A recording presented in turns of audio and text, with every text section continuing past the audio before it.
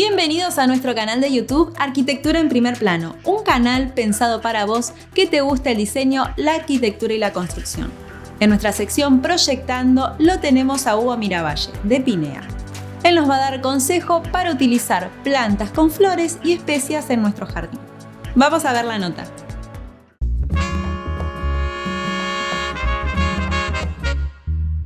Bueno, buenos días, soy Hugo Miravalles. Hoy vamos a hablar de los plantines y las florales en el jardín. Yo les voy a hablar de mi experiencia en Puerto Madryn, que es el lugar donde habito desde hace muchos años y ya uno aprende a conocer el clima y con qué está jugando para el jardín. Es un tema muy amplio para hablar y muy interesante. La flor es el moño del paquete en el jardín, por el colorido que da, la textura, los tamaños. Y tenemos que conocer algunas pautas sobre ellas. Tenemos flores anuales y flores perennes.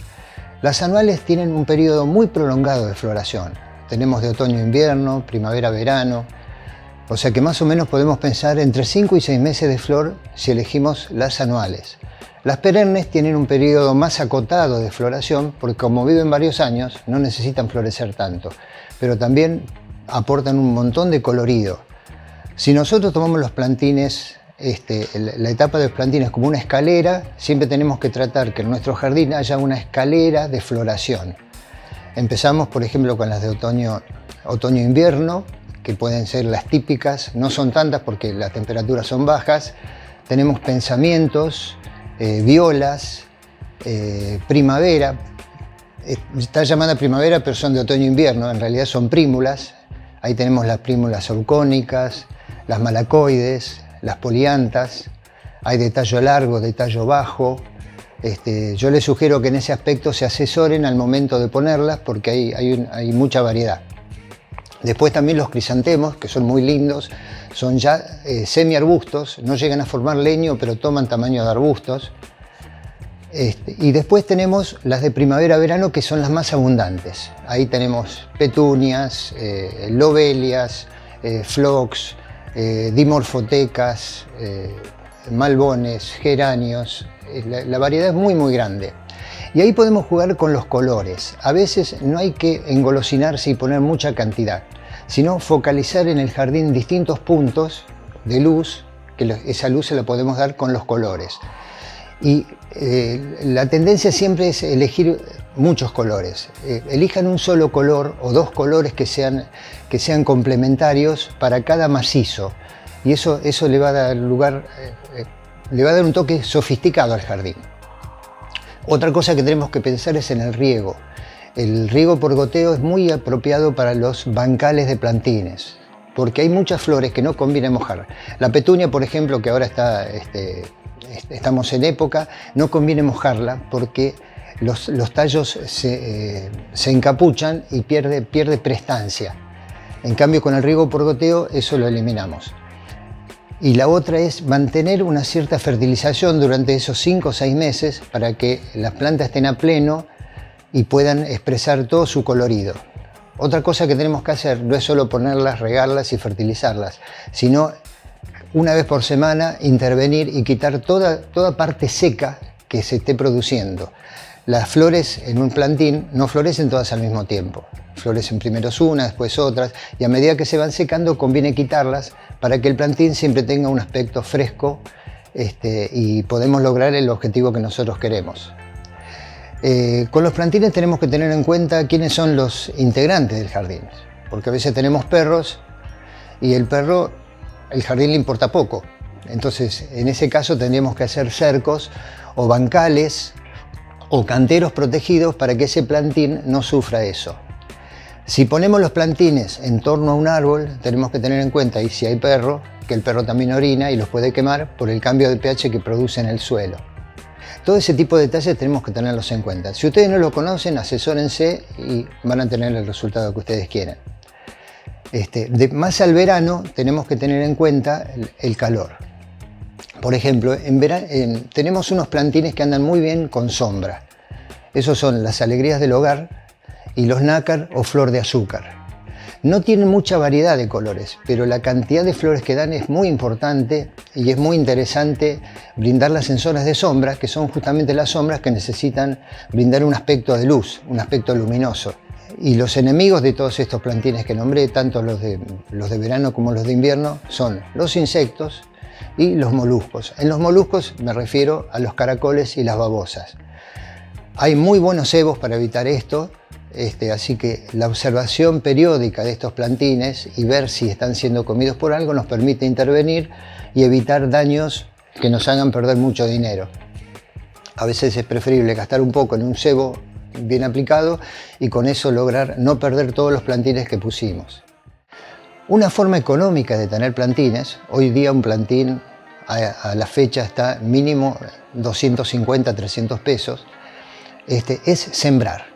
Si uno consigue semilla de buena calidad y 2 meses antes a que quiera obtener el tamaño del plantín que uno compra, lo siembra y hace siembras programadas, puede tener mucha cantidad de plantines a un costo bajo. Lógicamente eso requiere un poco de cuidado, un poco de mantenimiento y dedicarse al tema. Hoy día hay sustratos muy buenos para lograr los plantines, hay bandejas de cultivo que se pueden hacer. Uno lo puede hacer adentro de la casa, en un lugar protegido. Para que nazca una semilla solo se necesita temperatura y humedad, no necesitamos luz. La luz la tenemos que dar después de que el plantín haya emergido. Hay algunas plantas que son muy rústicas y la verdad vale la pena apostarles a ellas. Una de ellas son las famosas caléndulas. Las caléndulas son plantas que no tienen mucha chapa, digamos, no tienen mucha fama, pero son rústicas, resistentes. Hay en color naranja y amarillo, y hay dobles y simples. Otras son las gazanias. Las gazanias son hermosas, con la particularidad que tienen que estar a pleno sol, porque si no se cierran. La gazania necesita abrirse, tiene el tamaño de una margarita muy grande y en colores muy vistosos, algunas con rayas en los pétalos, muy interesante. Los copetes o los tajetes, hay copetitos y hay copetones, también son plantas sumamente rústicas que pueden andar. Los alisos, que vienen normalmente en blanco y en violeta y después se convierten en una especie de plaga en el jardín porque se van resembrando y se van desparramando. Yo puedo permitir que eso suceda para darle una naturalidad, o puedo directamente recoger lo que se va desparramando para concentrarlo en determinados lugares o en un bancal, como recién les comentaba. Uno también puede complementar con productos de la huerta en el jardín. Por ejemplo, si yo planto repollo colorado entre los plantines de flores y asocio ese color al color de la flor, puedo lograr un resultado muy interesante. Lo mismo puede suceder con repollos, con cale, que está muy de moda, con cale, por ejemplo, rojo, lo mezclo con cale verde, y de paso tengo para ir manoteando en el cantero para la olla, para la casa. Y también el complemento ideal son los arbustos. Arbustos hay de muchas alturas, hay rastreros, medianos, altos. Ahí puedo recurrir, por ejemplo, a las lavandas, que es un recurso muy conocido acá en Madryn. Dan una floración muy interesante, son bien aromáticas. Lo que tengo que saber es cómo seguir con esas lavandas, con recortes para que no se haga leño, no se quiebren y siempre estén con un aspecto fresco. Algo muy parecido a la lavanda también son los romeros. El romero también es muy agradable, se usa mucho en la cocina, en el corderito patagónico, por ejemplo. Y puedo llegar hasta hacer cercos de romero. Tienen un verde muy interesante, muy oscuro, que hace de muy buen fondo para el color, y también florecen en celeste, que es muy agradable. Todo este tipo de flores atraen abejas. Las abejas son muy necesarias para el jardín y para la polinización de las flores y de los frutos, sobre todo si tenemos después frutales también como complemento. Y otro subarbusto, lo llamo subarbusto porque no alcanza a formar leño, son los malbones y los geranios. Los malbones crecen hacia arriba y los geranios cuelgan. Eso me permite, por ejemplo, poner algo en altura y que vuelque. En estas que son volcables, digamos, o desbordantes, también tenemos los rayitos de sol, que son muy lindos en esta época, y durante mes y medio tenemos un toque de color casi fosforescente, muy interesante. También el manto de virgen. El manto de virgen es monocromo, casi siempre celeste, liláceo, y logra un entramado tipo manto muy bonito, que también muchas veces lo he visto presentado en macetas volcadas, como si se derramara sobre el césped, dando un toque muy interesante. Una herramienta que tenemos a mano son los fertilizantes.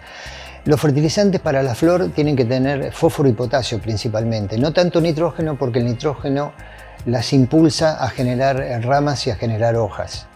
En ese caso, los más comunes son triple 15 y nitrofosca. En el caso de un plantín común, con una cucharita de café en cantidad por plantín andaríamos bien.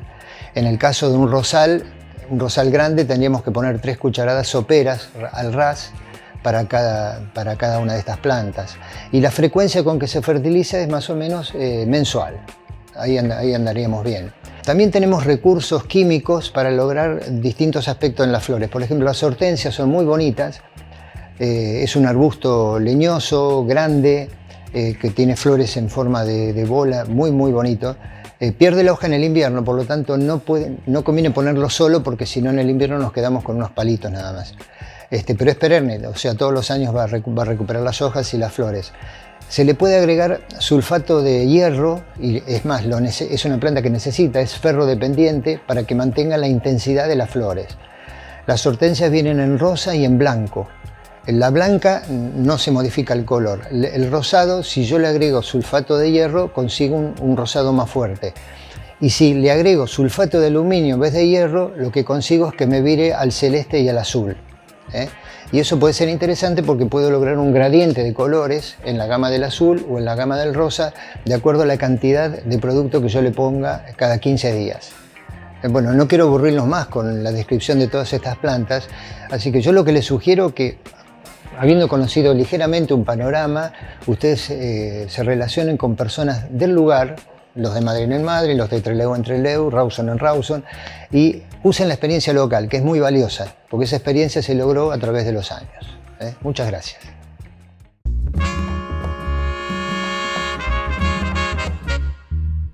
Gracias por llegar al final de este video. Recordá compartirlo, darle me gusta, suscribirte haciendo clic en el logo de acá abajo, así podemos seguir generando contenido para vos.